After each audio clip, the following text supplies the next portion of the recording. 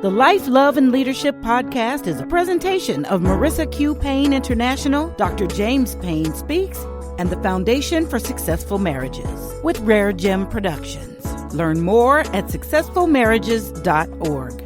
And here are your hosts, the Dr. and the Mrs. Marissa Q. Payne and Dr. James Payne. Welcome back to Life, Love, and Leadership with Dr. James and Marissa Q. Payne. I am Marissa Q. Payne. And I am Dr. James Payne. And we are delighted that you're with us for another episode of Life, Love, and Leadership. Yes. So listen, we have a topic today that we're really excited about. We're going to be talking about compromise. How do you get to agreement when you're disagreeing with your spouse? How do you find compromise, middle ground, something you both can live with? Oh, this ought to be good. It ought to be good. We've had a lot of experience in trying to navigate compromise and trying to get to compromise in our own lives. So it will definitely be a good show topic today, and we're excited that you're here for it. But before we kind of get into that, I really want to know what's on your mind, Mrs. Payne, kind of what you've been dealing with in your life, kind of what's been going on in your head and what you've been thinking about. What's on your mind is kind of like our current event segment. It's always interesting what's churning in that pretty little head of yours. What is churning in Marissa's head this week? I want to give a shout out to parents and caregivers of toddlers. That's what's on my mind this week. I'm recuperating from babysitting my 2-year-old niece. Who is adorable. Oh my gosh. She's the only niece that I have. So of course I think she's amazing. But wow. That was something. It's the first time I've had her overnight and for a full day. And I promise, I have so much more respect for early childhood educators, stay-at-home moms. I think it's been a long time since we have had someone that young, and I might have forgot. Definitely. It's been a while since we had somebody that small to kind of care for. She is so active, and I think it's just the activity that you always have to be on the move, on the run, watching out for this or that. Just super, super, super active. Seriously. And I think that we can have a conversation about how children affect relationships for real. But, oh my gosh, she wakes up at 6 o'clock in the morning, and I think by the time you got up at 9, I couldn't believe it was only 9 o'clock in the morning. It had been. It was a lot. Just, breakfast and diapers and just, she's just busy, and it's adorable, but I'm she's verbal now. So she called my name 85 million times in those first 3 hours. TT, yes, baby. What are you doing? Watching TV, baby. Watching TV, yes, baby. TT, yes, baby. What are you doing? I'm just wow. Well, see, I wanted to give you guys that time to kind of bond and get to know each other and hang out, because I know you've been waiting so long to have a niece, and now you got one. So right, and you're always oh, we need to get TT baby. We need to get TT baby, but you're fair weather. You're there for literally 5 minutes, cuckoo, and then you're gone. Not true. It's just that's bogus. Yeah. So I think it's funny because, like I said, it's been a while since we've had children that young. But what do you think about, do you think children affect relationships? And if so, how? Well, I think children can definitely affect relationships in that there's a tendency for one or both partners to kind of turn their time and attention, and it's needed, toward the children, but often they're turning away from their partner, their spouse. And so it's important to always kind of keep the relationship front and center, because it's the relationship that made the kid possible. And so really, really keeping that relationship front and center is important. Otherwise, it's possible to go through your lifetime raising the kids. But you have to understand the kids came to leave. They didn't come to stay. And so you can go through your whole life raising your kids, and then they leave, and you're looking across the table from a stranger that you have not really engaged for years. And it's who are you? And so they can absolutely affect relationships. So how do you keep them from taking over your relationship?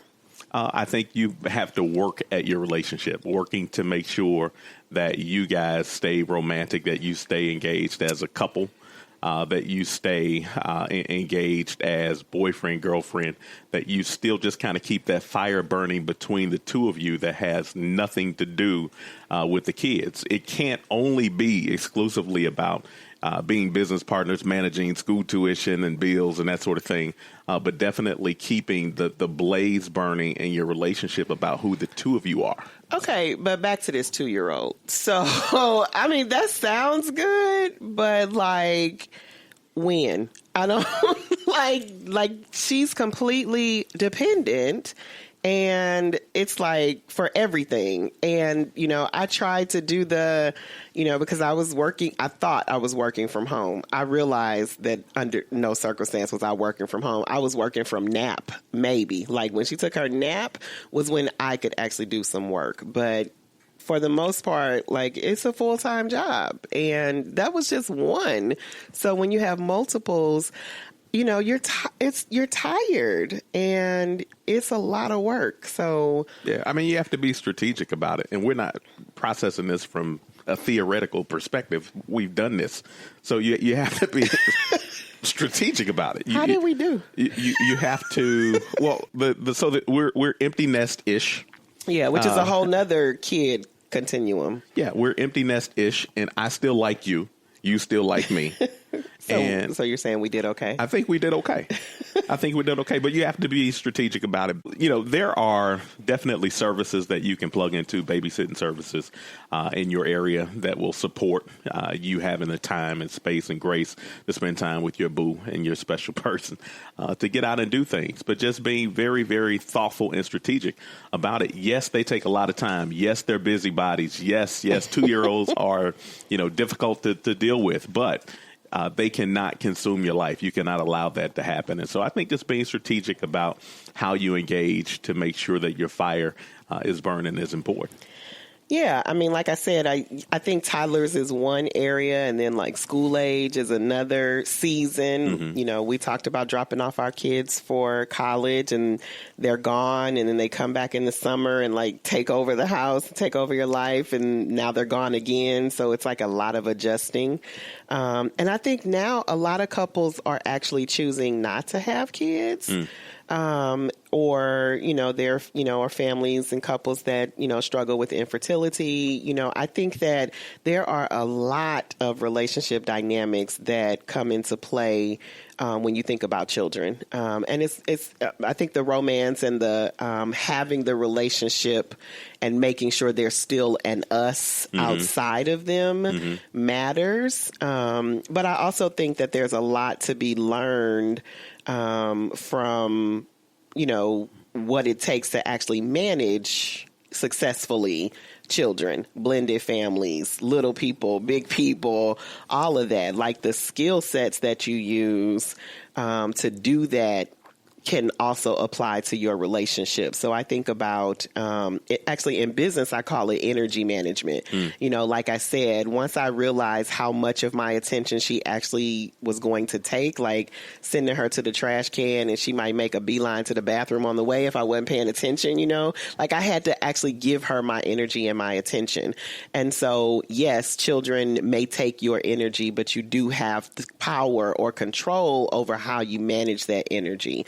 And you have to be strategic about that so that first things first and remains first things first to some extent. So, what I learned was that you can learn a lot from a toddler. Yeah, you definitely can learn a lot from a toddler. Time management, delegation, prioritization, negotiation, strategy. Wow. In business, in relationship, and in life, love, and leadership. Wow. All from my 2-year-old Niecy Pooh. Love the tie-in. I think what I got from the experience, although I started my experience with her a little later than you did because I slept in and kind of let you adjust, was basically babysitting. That's why she hugs me first when she sees me. You know what? She did do that one time. I'm glad you still feel good about that. I'm glad you do. But what I learned seriously is that babysitting after 40 is a contact sport. So dress accordingly because The struggle is real. The struggle is real. I think we have a tendency to really be meticulous about, how we raise our kids and kind of thinking about their best interests and always kind of thinking about the next play. Okay, what's next for them? And really being thoughtful and strategic in how we plan their next move. Oh, my goodness. That's so true. It's so important that you also bring that energy and intellect into your relationship as well. In the same way that you're strategic about your kids, you got to be strategic about your relationship as well. Woo. Yeah. I mean, I saw where you were going with that. Like I planned, I thought about their education and their extracurricular activities, how much media they consumed. And, I was just really, really thoughtful about, what meals they ate and all of that. And if you apply, like you said, that same kind of strategy and attention to detail to your relationship, oh my goodness. And it's so easy because they kind of come in and take over and become the priority. And then your partner, right, kind of takes a back burner because they're the grown up. They don't need that attention anymore. It's like the 80-20 rule, right? But they are actually 80% of your support system and making that family possible, or making that the other part of your life, or the part outside of your children, giving that part meaning and fulfillment. And if you don't water that flower, it will die. Absolutely. Yeah. You two are the nucleus. So we got to make sure we keep that tight. That's good. All right. So we are going to move on cautiously to the fight of the week. Tiptoe in this space. Our fight of the week this week is about what I have titled mansplaining. Mansplaining. Well, you know what? Is that a real word or? Yes, it's a real word. It's a real thing. I know it's your favorite topic, but it really happened. Okay, so let the listeners and subscribers in on the story first, because you look like you about ready to go in already. Can I ask, before you go into the story, can you please define what is mansplaining? So for you, Dr. Payne, I looked it up. Okay. And Merriam-Webster defines mansplaining as to explain something to a woman in a condescending way that assumes she has no knowledge about the topic.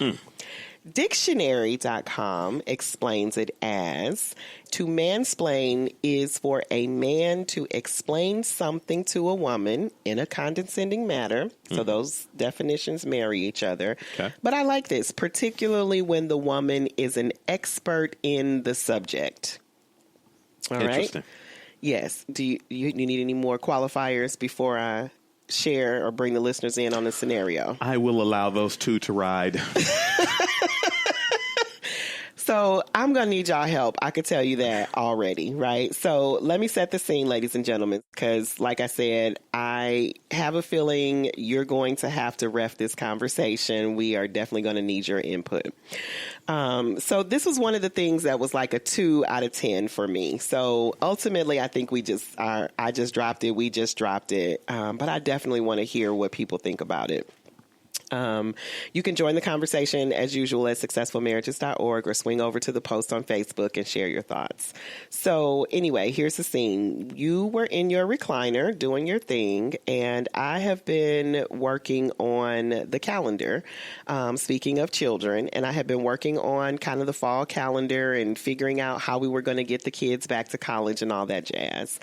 And I shared with you that we had some conflicts around getting our son back to school, that there was something going on the day before and the day after, and we were going to either have to make a change in one of those conflicts or just having to do something different because we needed to book our flight.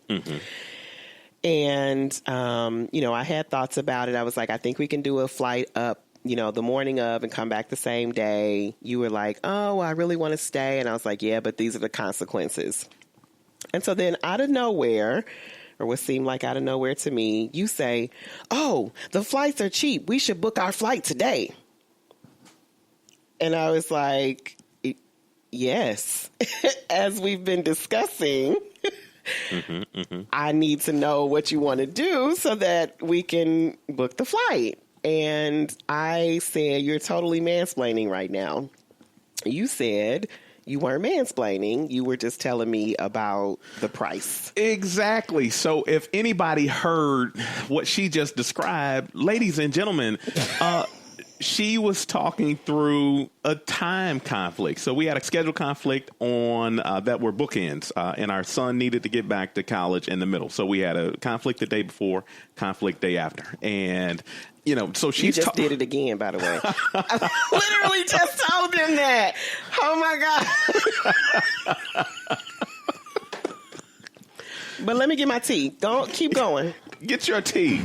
So that was the issue. And so she's talking through how we work through this conflict. I bring up, okay, a price component. So I say, okay, the prices are great now. Let's go ahead and book today.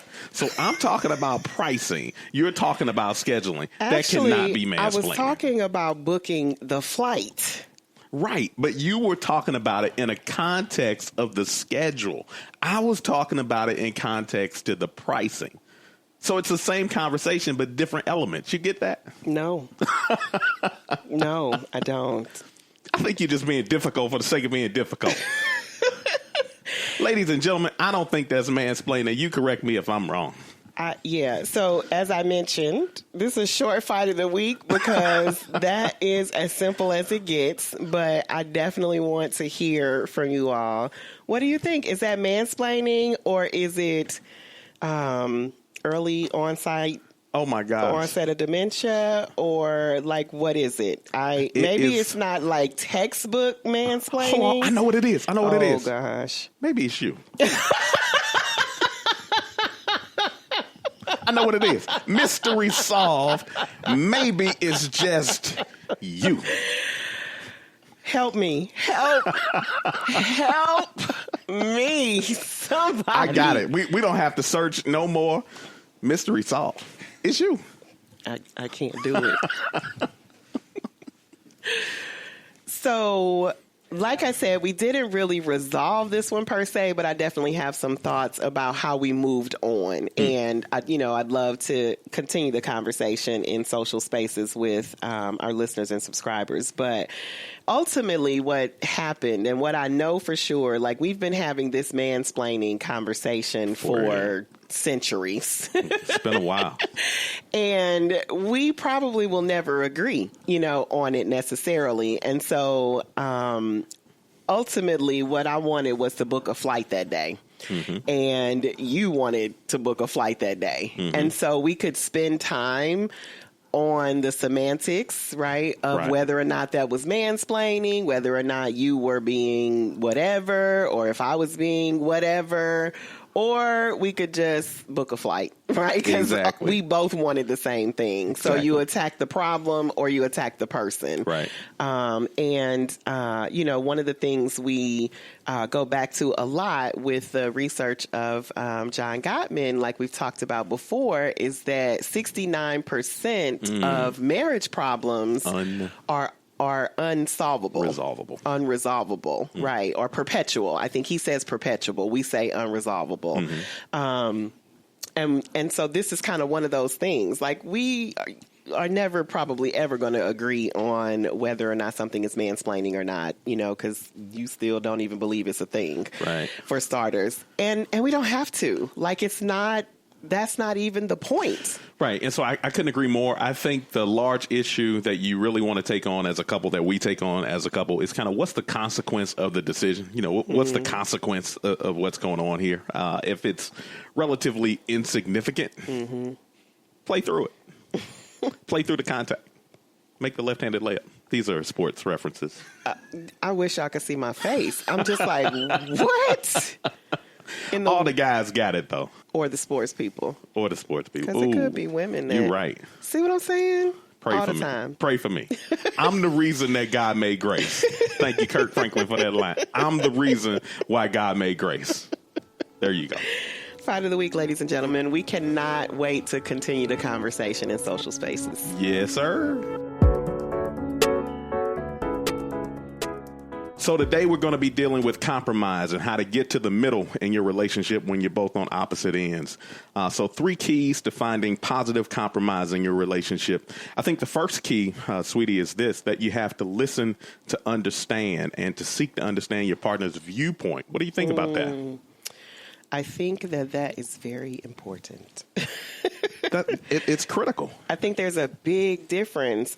I mean, it's subtle, but I think it's like, I say it all the time, like it's simple, but it's not easy. Because especially if there's a need for a compromise, like typically you have an opinion or an agenda or a perspective that is different from what your partner's is. And you've probably talked about it already, and you know that you disagree. And I hear this a lot. I already know what he gonna say, right? Or I already know what she's gonna say. And so that sort of puts up a wall or a barrier in your ability to actually hear what they actually say. Right. And or what they're actually communicating. That's so good, baby, because, you know, that happens a lot, especially when there's high conflict and argument. And you thinking you're trying to get the compromise, but you really just listening long enough to hear what they're going to say so you can get your point in. Right, because you already know what they're going to say. Yes, and we have had so many occasions where we have been trying to get to compromise through conflicting conversation. And she will be making a point, and I will blurt out what I think she's going to say. Just no, and you're not even going there. Well, no. I'm listening. No. I'm saying, and you're not going there in terms of that conversation. Right. Like, well, you said you'll blurt out what you think I'm going to say. You'll blurt out an answer to what you thought I was saying. And I'll sit there, and I'm just like, did you hear what I said? Like, that's not what I said. I didn't hear it because when I'm at my most angriest, I'm at my most stupidest. So no, I didn't hear it, you know. So yes, I think listening to understand is a skill that has to be learned, that has to be practiced, right? And that when you are doing that, you are literally, you're setting your agenda aside so that you can actually hear what's being communicated and what's being said, and you verify that you've heard that, and make sure that your partner knows that you heard that, so that you all are talking about the same thing. Right? Because you can be having a conversation talking at each other, but having completely different conversations when you don't really understand what's being communicated by the other person. So I'm like, that's simple, but it's rich. Yeah, simple, but hard to do. And I think it's just interesting. I don't think it's hard. Well, I mean, I interrupted you. Let me let you finish. Listen, if you think it's well, I was just going to say, I think it's hard. I don't think it's hard. I think you have to learn it. You know, like ABCs are hard to a 2-year-old or a 1-year-old, but they're easy to a 5-year-old once they learn them and once they get in the habit of doing it. So the competency is hard to anyone who is not yet ascended to that level of learning. Say it. So it's about competency training and expanding the competency. So you mentioned age. We have counseled folks in their 70s who did not have certain levels of competency with relating well to one another. So don't get lost in the age. The age is inconsequential. Right. Yeah, the age doesn't matter at all. But no, all I was going to add to kind of close that first one out was that the Bible does not say he who has a mouth, let him speak. But it says he who has an ear, let him hear. In other words, it's stressing the importance of hearing and listening and being able to process and contextualize. So that's critical. Yeah. That's critical. The second one is seeking a win-win, making sure that both people are working together so both experience at least some of what they want. When there is a winner and a loser, it drains the relationship. So anytime you have a winner and a loser on opposite sides in your relationship, the relationship always loses. So you can win whatever it was you were working to compromise on and still lose in the relationship. What do you think about that? Yeah, I was trying to think of an example and of what I'm trying to get a feel for what it means to lose in this win-win scenario, or like, you know, when you don't get what you want, does that mean you lose? So like when we travel, for example, especially if it's been like, a full day and we're getting in, the moment we get in town, you are ready to go. Right. Like you're ready to see the city and, get out, go shopping, just do anything. And I am like ready to relax. I want to take a bath. I just want to like, and then maybe the next day, then I'll be ready for like the agenda. But on the day we arrive or whatever, I'm usually tired and I just want to, I probably had to do a lot to lead up to that day. I just want to chill. Right. So in your win-win scenario, if we do what you want to do, does that mean that I lost? Or if we do what I want to do, does that mean that you lost? No, I don't necessarily think it means that I win or you lose. I think what it means is we kind of compromise. So I think the issue there is we both enjoy spending time with one another. Mm-hmm. And so when we get into the hotel and, we're there, you kind of want to unwind and relax and whatnot. And as you mentioned, I want to go immediately because I have this FOMO thing and I need to get out and see what is going on in this city, what kind of Nikes y'all got and all this kind of stuff because I love to get out and shop and explore new places. And so I think, how it works for us is just really trying to say, okay, well, this is what I want to do. This is kind of how you'll find your energy. And I think we just kind of explore that you, me, us thing. And it kind of dovetail into you may stay in and take a bath and just kind of relax and you'll release me to go out and just explore. I got you. So that really is a win-win. Mm-hmm. So that's the even win-win. Though, we're doing different things, in that case, it's still a win-win. It's not, I didn't lose anything. Correct. Because it worked for me and it worked for you. Now, I think the loss may be if I manipulated you or forced your hand, so to speak, to come out with me, or you inadvertently force my hand or manipulate me to stay in. Now, I'm sitting there sucking on sour grapes because I'm mad, looking out the window like a 2-year-old, all what's going on outside, and vice versa for you. Got it. So you want to get to a place where it doesn't feel manipulated, like you said, Correct. or like feel like you were forced to do it or something like that, that it was a decision that you made by choice and you're okay. You can live with the decision, knowing that next time we'll do it this way or whatever. Something simple could be like, where are we eating for lunch or what are we having for dinner? Right. I might want Chinese. You might want Mexican. So, okay, we do Mexican today. Next week we'll do Chinese. Right. Win-win. In theory, now in our relationship, ladies and gentlemen, she picks the restaurant 99% of the time. Stop it. Okay. All right. You don't What? want to. That's not, what percentage? Now, That's 99%. that is not true. Do you not know what 99% is? If I got to pick the restaurant 99% of the time, you would never eat. This is not true. This is so true because you would never eat. I call bogus. Okay.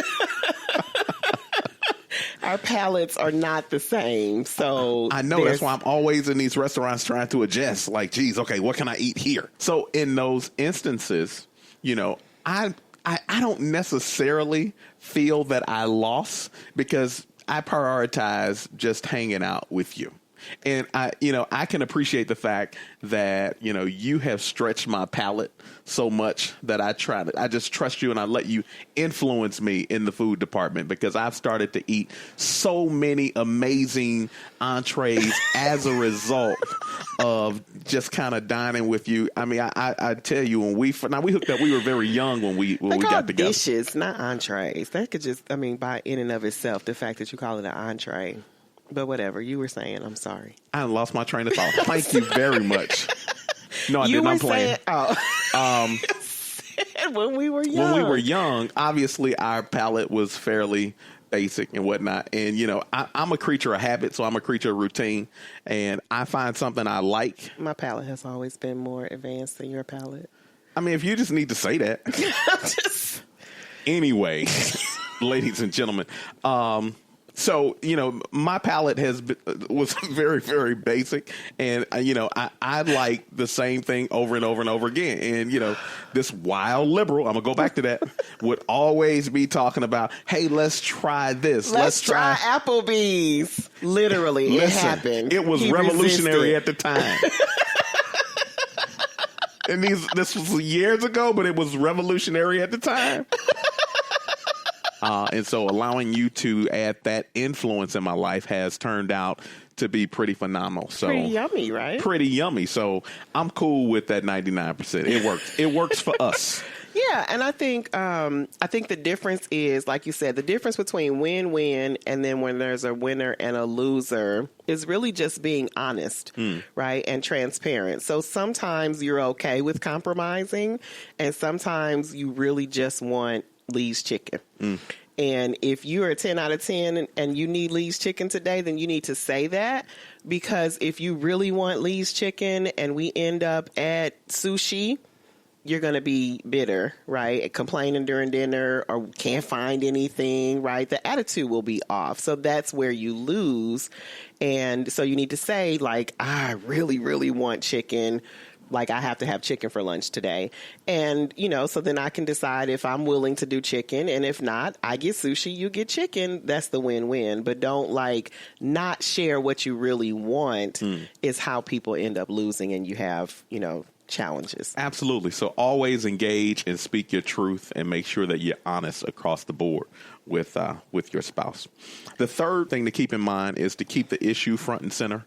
I think a lot of times in relationships, when you're trying to get to a place of compromise and it's difficult to do so, there's a tendency to kind of dive down some rabbit holes that have nothing to do with what it is you're trying to resolve or trying to get to in terms of compromise or what you actually want.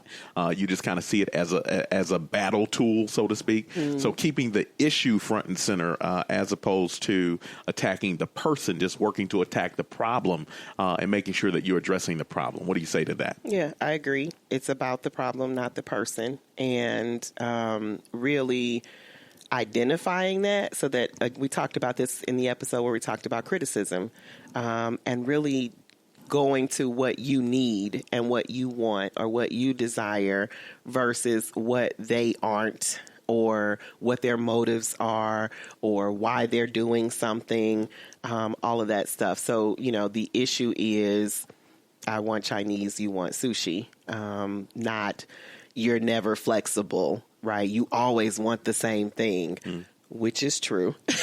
Yes. But at the moment, the issue is Chinese or sushi. So focus on, Stephen Covey says the main thing is to keep the main thing the main thing. And it's it's not the person, because that's going to take a withdrawal from your love bank. Absolutely. Cool.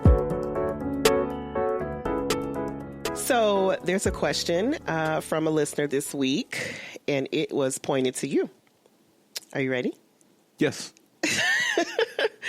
I'm so convinced. It says, Dear Dr. Payne, my daughter saw my wife and I get into a big fight, and now I feel like she's disconnected from me. How do I get her confidence back? It's a great question. It just kind of raises some other questions, because I think the first thing that comes to mind for me is just trying to understand the age of the daughter, trying to understand also the extent of the fight, because when you use fight in my world, that can mean from 0 to 100. So does that just refer to elevated tone? Does that refer to language that's inappropriate?